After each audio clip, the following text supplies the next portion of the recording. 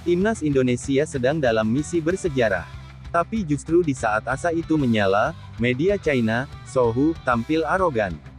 Mereka meremehkan Garuda dan yakin China akan menendang Indonesia dari posisi 4 besar grup C kualifikasi Piala Dunia 2026.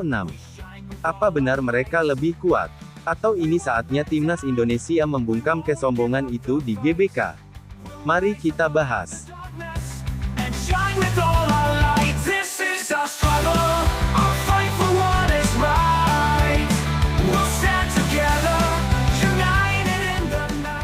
Ini bukan sekadar pertandingan biasa.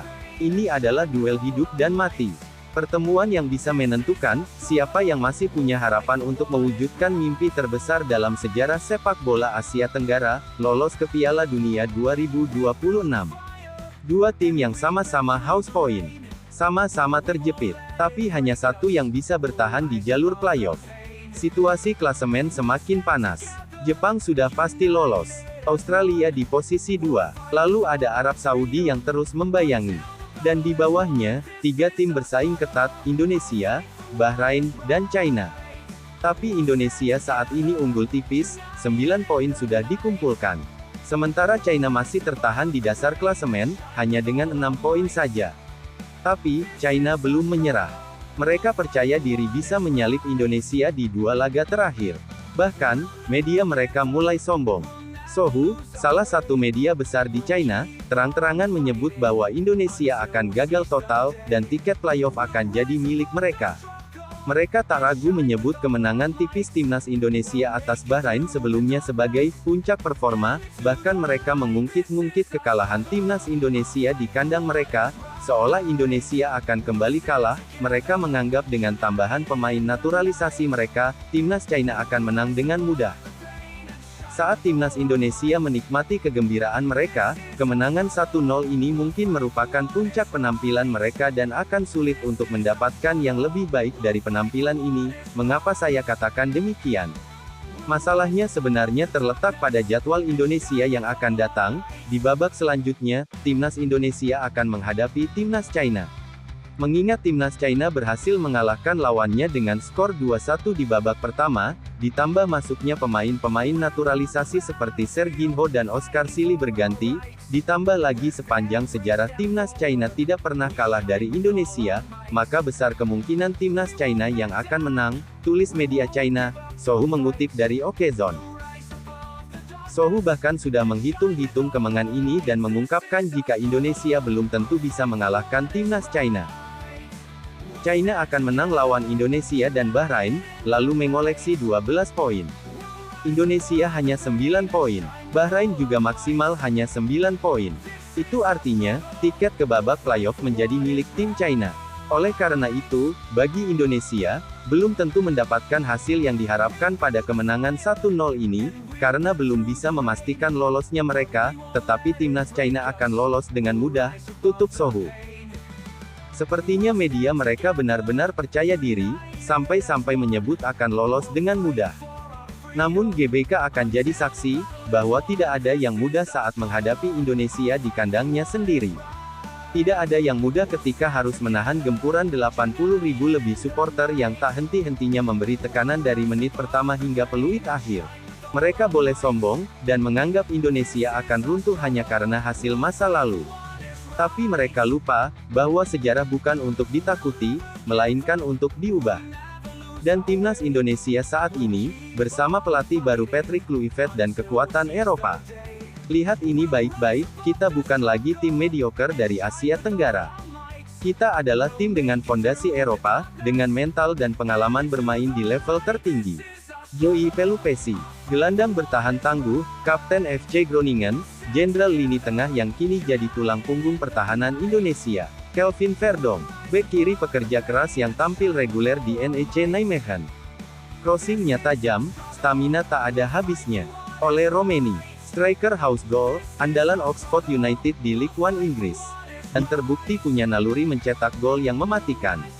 Tom Haye, pemain tengah kreatif, kini jadi jantung permainan Almere City di Eredivisie Belanda.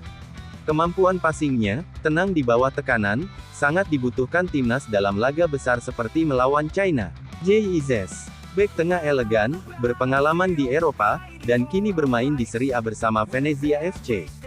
Dia bukan hanya tembok kokoh di lini belakang, tapi juga pemimpin sejati di lapangan. Emil Audero, penjaga gawang kelas Eropa, mantan kiper Juventus, refleksnya tajam, mentalnya baja, dan pengalamannya di Serie A jadi aset mahal buat timnas Indonesia. Dan bukan itu saja, 4 nama besar lainnya tengah diproses naturalisasinya. Dan mereka datang bukan dari klub sembarangan. Jayden Oosterwolde, fullback kiri lincah dari raksasa Turki, Fenerbahce. Pascal Struijk, bek tengah kokoh dari Leeds United. Tristan Guijer, bek kanan modern dari PEC Zwolle. Miliano Jonathans, winger kanan cepat dan kreatif dari FC Utrecht. Jadi, kalau China masih merasa bisa menendang Indonesia keluar dari 4 besar, mereka benar-benar belum tahu seperti apa kekuatan skuad Garuda hari ini. Karena ini bukan lagi tim yang takut kalah. Ini adalah tim yang siap menyakiti siapapun yang meremehkan.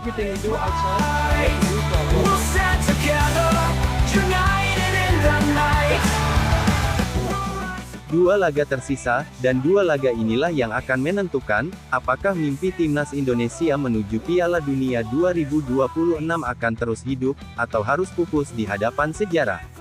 Yang pertama, partai paling krusial, Indonesia vs China, akan digelar di kandang sendiri, Stadion Gelora Bung Karno, Jakarta.